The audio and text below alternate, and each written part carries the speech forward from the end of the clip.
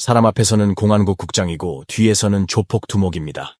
재임 20년 동안 이 경찰국장은 흑백을 가리지 않았으며 사건에 연루되었습니다. 거리의 건달에서 공안국장으로 성장했고 다시 죄수로 전락했습니다. 흑과 백의 세계를 오가는 이 국장의 이름은 자징버입니다. 그의 일생은 전설적이면서도 슬펐습니다. 경찰 제복을 입은 자징버는 시민의 안전을 보호하는 것이 아니라 반대로 조직폭력배의 보호막 역할을 하고 있습니다. 자징버가 어떻게 공안국 국장 자리에 올랐는지 함께 살펴보겠습니다. 내몽골 바이엔나웨얼시에서 여러 회사의 실질적인 지배자입니다. 웃긴 것은 그가 우라터 정의 조직폭력배 척결지도 소조의 부조장을 맡았음에도 불구하고 조직폭력 관련 혐의로 피고석에 앉아 있었다는 점입니다. 열심히 경찰국장 직무를 수행하면서 어떻게 거대한 조직폭력배를 조직했을까요? 1972년 자징버는 바이엔나웨얼에서 태어났고 그의 부모님은 모두 초원의 목동입니다. 하지만 불행히도 그의 부모님은 자징버가 어린 시절에 세상을 떠났습니다. 부모가 없는 자징버는 외삼촌을 따라 생활할 수밖에 없었습니다. 부모님의 사랑과 통제가 부족한 그는 어릴 때부터 안전감이 부족하고 말수가 적으며 또래 친구들과 자주 싸움을 합니다. 성격이 불같은 자징버는 외삼촌의 말을 전혀 듣지 않고 반항적인 성향이 매우 심각합니다. 외삼촌도 결국 자신의 가정이 있기 때문에 자징버를 잘 돌보지 못할 수밖에 없습니다. 자징버는 이로 인해 더욱 제멋대로이고 누구의 단속에도 복종하지 않습니다. 학교에서 자징버는 종종 친구들과 말다툼을 합니다. 그는 또한 사회의 포구들과 친구들을 사귀었고 거리의 불량배들과 어울리며 학업이 점점 망가지고 사회의 나쁜 습관에 물들었습니다. 자징버의 나이가 들면서 외삼촌은 조카의 미래 발전에 대해 점점 더 걱정하고 있습니다.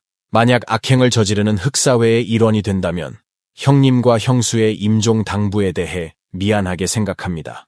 때문에 외삼촌은 자징버의 나쁜 버릇을 고치기로 결심했습니다. 조카를 위해 이리저리 뛰어다니는 외삼촌은 바이엔나웨얼에서 오랜 인맥을 통해 자징버에게 건설공국에 입사할 기회를 벌어주었습니다. 1990년 17세의 자징버는 리너현 건설공국에 순조롭게 입사했습니다. 하지만 외삼촌은 조카를 린장 경찰서로 보내는 것이 더 적합하다고 생각합니다. 경찰서에서 일하면 자징버는 반드시 경찰에 의해 개조되어 다시 사람이 될 것입니다. 건설공국에 3개월만 머무른 자징버는 경찰 제복을 입었고 기품 있는 모습은 마치 사회정의를 수호하는 모습처럼 보였습니다. 하지만 그의 사상은 신분의 변화와 함께 올바른 길로 돌아가지 않았고 가장 낮은 직급의 경찰직에서 시작되었습니다. 무지막지하고 무리한 자징버는 경찰서에서 악명 높은 존재입니다. 일상적으로 공무를 수행하는 도중 그는 길가의 한 상인과 말다툼을 벌였습니다. 상인이 형사에게 공공연히 맞서려 하자 화가 나서 손에 들고 있던 잿더리를 들고 상대방을 내리쳤습니다. 경찰이 일반 시민을 공공연히 폭행했고 이 사건은 린장구에 심각한 사회적 영향을 미쳤습니다. 경찰은 자징버를 해고하여 대중의 분노를 진정시키려 했습니다. 하지만 이 일이 발생한 후 자징버는 어떤 잘못도 없다고 생각하기에 상인에게 사과하는 것을 거부했습니다. 사회 여론이 계속 확산됨에 따라 잘릴 뻔했는데 자징버의 외삼촌의 인맥으로 밥그릇을 지킬 수 있었습니다. 동시에 외삼촌은 자징버에게 직접 찾아가서 사죄하라고 명령하여 이 일을 해결했습니다. 린장구 경찰서에서 1년 넘게 일한 후 자징버의 생활은 비교적 안정적이었고 여유 자금도 생겼습니다. 하지만 안정적인 생활에 만족하지 않은 자징버는 경찰의 적은 월급보다 더 많은 돈을 버는 방법을 연구했습니다. 린장구의 경찰관으로서 자징버는 실권을 가지고 있기에 직위를 통해 부정한 돈을 벌려고 생각했습니다. 마음을 정한 후 자징버는 몇몇 오랜 건달 친구들과 연락하여 불법 차량 매매의 정착 절차를 진행할 수 있다고 홍보했습니다. 경찰 신분을 위장용으로 삼아 불법 차량을 다시 정착시켰습니다. 차량 관리소 직원들은 경찰이 방문하여 업무를 처리하는 것을 보고 전혀 의심하거나 망설이지 않았습니다. 요행을 바라는 마음으로 자징버와 그의 공범인 초웨이둥은 약 6,200만 원의 이익을 얻었습니다. 하지만 종이는 불을 감쌀 수 없습니다. 사건이 발생한 후 자징버는 직무를 이용해 사익을 도모하는 것이 중죄에 처한다는 것을 깊이 깨달았습니다. 그는 경찰서에서 계속 일할 기회를 포기하고 싶지 않아 여러 차례 고민한 끝에 같은 공범인 초웨이둥에게 1,400만 원의 현금을 송금하여 모든 죄를 뒤집어 씌웠습니다. 이러한 경험을 통해 돈을 써서 위험을 극복한 자징버는 돈의 중요성을 더욱 깨닫게 되었습니다. 돈만 있으면 귀신도 부릴 수 있다고 생각한 그는 점점 더 미쳐갔습니다. 가정 배경 때문에 원래 거리에서 날라리로 지내던 자징버는 하룻밤 사이에 경복을 입고 사회의 공정과 정의를 지키는 경찰이 되었습니다. 욕심이 점점 불어나는 그가 어떻게 경찰서의 수장이 되었을까요? 여러 번 수소문한 끝에 자징버는 상급 지도자도 그와 같은 돈 욕심이 많은 인간임을 알게 되었습니다. 취향이 같다는 것을 알고 미친 듯이 상납합니다. 명절 때마다 돈 봉투를 드리고 지도자는 자징버의 효심을 보고 그가 드문 인재라고 생각하여 은혜를 갚았습니다. 그를 순방 대대장으로 발탁하여 부가급 수사관을 겸임하게 했습니다. 자징버의 첫인상은 성격이 불같다는 것입니다. 어느 날 자징버가 여러 사람들과 함께 식사를 하고 있을 때 산하 부서의 지도자들이 전화를 걸어왔습니다. 전화가 연결되자 자징버는 다짜고짜 듣기조차 민망할 정도의 욕설을 퍼부었습니다. 2003년 자징버는 정식으로 부가급 간부로 발탁되었지만 여전히 만족하지 않고 항상 더 높은 자리를 주시하고 있습니다. 돈을 주고 관직을 얻는 것은 승진 속도가 빠르지만 돈줄이 없는 자징버는 나가기만 하고 들어오지 않아 걱정만 쌓입니다. 이 긴급한 문제를 해결하기 위해 다시 흑사회 후배들과 연락하여 불법 고리대금을 조성했습니다. 공적 자금을 끌어모으고 폭력적으로 빚을 독촉하는 조직폭력배, 흑사회 단체의 세력을 강화하기 위해 자징버는 린허구 항진 후기에서 악명 높은 도박왕 단바오를 주목했습니다. 단바오를 팀에 가입시키고자 자신의 린허구 공안국 순찰 대대장 신분을 이용하여 불법적인 보호를 제공했습니다. 경찰이 보호막 역할을 하는 것을 보고 단바오는 린허구에서 점점 더 날뛰게 되었고 결국 도박을 하다가 공안기관에 체포되었습니다. 자징버는 이를 보고 이것이 단바오를 유치할 수 있는 좋은 기회라고 생각했습니다. 동료들과 인사를 나눈 후 단바오는 10만 원의 벌금을 납부한 후 당당하게 경찰서를 나섰습니다. 이후 단바오는 자징버에게 무조건 복종하여 그의 신복이 되었습니다. 단바오가 도박을 업으로 삼는 약점을 이용하여 자징버는 쉽게 그를 밑에 두었습니다. 그를 앞장 세워 여러 차례 폭력 수단을 통해 조직으로 불법 채권 추심을 했습니다. 2007년 막대한 자금을 손에 쥐고 있던 자징버는 그의 둘째 삼촌 명의로 바옌나우얼시 텅다 전당 유한 책임 회사를 설립했습니다. 명목상의 회사로 위장하여 대중의 예금을 흡수하고 고리대금을 주는 행위가 점점 더 기승을 부리고 있습니다. 2008년부터 2015년까지 텅다덴을 기반으로 자징버는 1.5%에서 2%의 월 금리를 책정하여 약 265명을 텅다덴으로 끌어들였습니다. 고수익을 노리는 예금자들은 자신이 도둑의 배를 탔다는 것을 전혀 모르고 자징버의 고리대금업 공범으로 전락했습니다. 300억 원에 달하는 예금은 월에 4억은 5점의 이자율로 약 10%의 차감 이자를 미리 공제하는 방식으로 모두 불법 고리 대출에 사용됩니다. 이 안정적인 거래를 통해 자징버는 대출 금액이 340억이 넘었고 불법으로 160억 원 이상의 이익을 얻었습니다. 저금리 대출에 매료된 피해자는 100여 명에 달하는데 마진산, 조국량 등이 그중 한 명입니다.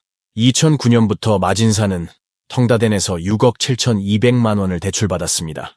조항을 정리한 후에야 마진산은 자신이 고리대금업 함정에 빠졌다는 것을 알게 되었습니다. 제때 채무를 상환하지 못하는 대출자들을 위해 자징버는 전문팀을 끌어들였습니다. 수아 류창장은 자징버의 신복 중 한 명입니다. 1년의 구타 행위를 한 후 류창장은 2016년 가을에 부하들과 함께 마진산의 집에 잠복했습니다. 마진산은 이후 왼쪽 다리에 골절상을 입었고 이어서 류창장은 그의 머리를 세게 잡아당겨 차문을 들이받았습니다. 머리가 깨져 피가 흐르는 마진산은 급한 마음에 세대의 승용차와 한 세트의 상점으로 빚을 갚아 원금과 이자 총 20억 원을 상환할 수밖에 없었습니다. 2010년 한 사람이 자징버의 텅다 전당포에 8억을 빚졌습니다. 갚을 돈이 없어 자징버와 부하들은 그를 폭행하고 구금하며 공장으로 빚을 갚도록 강요했습니다. 하지만 이 사람은 자징버에게 돈을 빚진 것뿐만 아니라 다른 채권자들도 있어서 공장도 법원에 의해 통제되고 있습니다. 자징버는 또 다른 채권자를 찾아가 협상했으며 권력을 이용해 그를 위협했습니다. 결국 이 채권자는 공장을 자징버 회사 명의로 이전해야 했고 공장을 그에게 운영하도록 맡겼습니다. 자주쥐는 자징버와 함께 불법적인 방법으로 국가 비축 자금 40억 원 이상을 사취했습니다. 피해자 조국량은 2013년에 류창장으로부터 2억 6천만 원을 대출받았으며 당시 정해진 월 이율은 오픈이었지만 조국량은 제때 상환하지 못했습니다. 류창장은 이를 위해 여러 차례 위협하고 욕설을 했습니다. 조국량이 오랫동안 돈을 갚지 않자 2013년 7월 류창장은 그에게 폭력을 행사하기로 결정했습니다. 린허구의 한 바비큐 가게에서 류창장 일행이 조국량을 둘러싸고 폭행하여 그의 입가에 출혈을 일으켰습니다. 그 후 류창장은 한 달 안에 돈이 입금되지 않으면 조국량의 목숨을 노리겠다고 말했습니다. 가족의 안전을 지키기 위해 조국량은 전후로 부동산을 매각하여 4억 4천만 원을 마련했고 그제서야 류창장은 만족했습니다. 폭력적인 채권 추심 사건은 총 7건이고 텅다대는 총 500억을 회수했습니다. 수백억의 재산 덕분에 리너구 공항국은 곧 자징버에게 점령되었습니다. 2012년이 되자 자징버는 바엔나웨얼시 공항국으로 승승장구했지만 그의 욕심은 끝이 없는 구멍과 같습니다. 자징버가 이미 수백억대의 재산을 소유하고 있지만 욕심은 가득 차서 멈출 수 없는 그는 더 어두운 길로 향했습니다. 시 공항국에 온 후 자징버는 또 어떤 정신나간 행동을 했을까요? 그는 또 어떻게 낙마했을까요? 리너구 공항국을 떠난 후 자징버는 손에 든 초능력을 바탕으로 바엔나우얼시에 도착했습니다. 이후 2017년에 우라터 전기 부국장, 공안국 국장 등의 직책을 맡았습니다.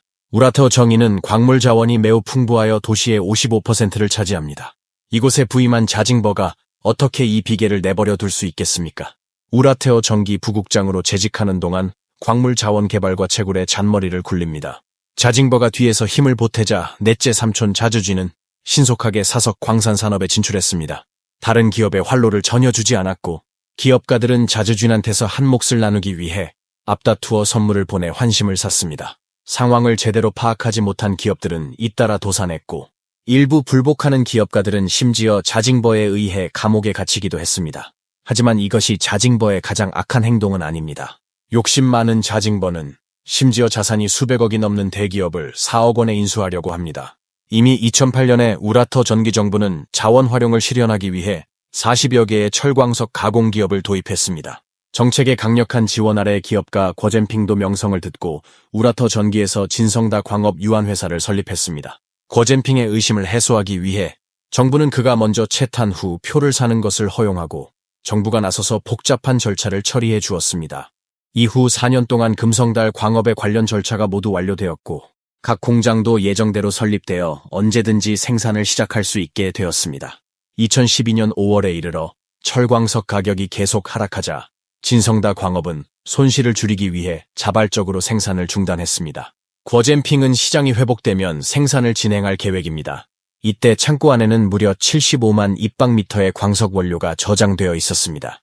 이 손쉽게 구할 수 있는 광석 원료는 자연스럽게 자징버의 눈에 띄었고 기회를 기다리며 손에 넣으려 하고 있습니다. 2018년 철분 가격이 마침내 회복되었고 궈젠핑은 다시 우라터 첸치에 와서 노동자를 모집하여 생산을 준비했습니다. 그러나 후커우에 들어온 궈젠핑은 우라터 첸치에 들어간 후로 더 이상 빠져나오기 어려웠습니다. 같은 해 3월 자징버의 지시에 따라 자주쥐는 궈젠핑을 찾아가 4억 원의 가격으로 진성다 광업의 5년간 채굴 경영권을 계약할 계획입니다. 이 외에도 궈젠핑은 계약 기간 동안 자주쥐이 관련 장비를 무상으로 사용할 수 있도록 약속해야 합니다. 자주쥐의 행동은 분명 헛된 꿈입니다. 궈젠핑의 공장 건설 초기 비용은 12억에 달하고 광업 시장이 회복되어 수익을 내는 것은 시간 문제입니다. 때문에 궈젠핑은 이런 무리한 요구를 무시했습니다. 자주쥐는 궈젠핑이 받아들이지 않자 정부가 그를 체포할 수 있으니 후회하지 말라고 큰소리쳤습니다. 며칠이 지나지 않아 시정부의 집행요원들은 자징버의 지휘 아래 진성다 광업으로 가서 모든 생산 장비를 철거했습니다. 농목업국은 이어서 행정처벌식 통지서를 발행하여 궈젠핑이 초원을 불법으로 점유하여 광석을 채굴했다고 인정했습니다. 불과 한 달 후 궈젠핑은 우라터 전기경찰에 의해 형사 구류되어 감옥에 갇혔습니다. 자징버에게 억울한 누명을 쓴 궈젠핑은 고집스러운 성격으로 죄를 인정하지 않았지만 이미 60세가 넘은 그는 구치소의 고통을 도저히 감당할 수 없습니다. 궈젠핑은 심각한 당뇨병을 앓고 있고 억울한 일을 당한 그는 한때 대소변을 가리지 못했기에 막무가내로 자진해서 죄를 인정했습니다. 금성다 광업도 자징버의 손에 들어갔고 우라터 전기에서 권세를 부린 그는 강한 민심을 불러일으켰습니다. 자주쥔 외에도 자징버의 전 부인 리루이도 여기에 참여했습니다. 두 사람은 호텔, 부동산, 곡물 구매 및 저장 등 여러 분야에 걸쳐 다수의 회사를 등록하기로 공모했습니다. 자징버와 리루이는 투자 및 지분 참여 등의 방식으로 50여 개의 회사를 등록했으며 실제로 운영 중인 회사는 17곳입니다. 나중에 자징버는 이혼을 통해 일부 재산을 보전하려고 했지만 이 생각은 너무 유치했습니다. 조직폭력배 척결 특별투쟁이 시작된 후 자징버에 대한 신고가 매일 많이 들어오고 있으며 그는 좋지 않다는 것을 알고 있습니다. 또한 여러 차례 조직 구성원을 소집하여 공수동맹을 체결하고 조직 조사에 맞섰습니다.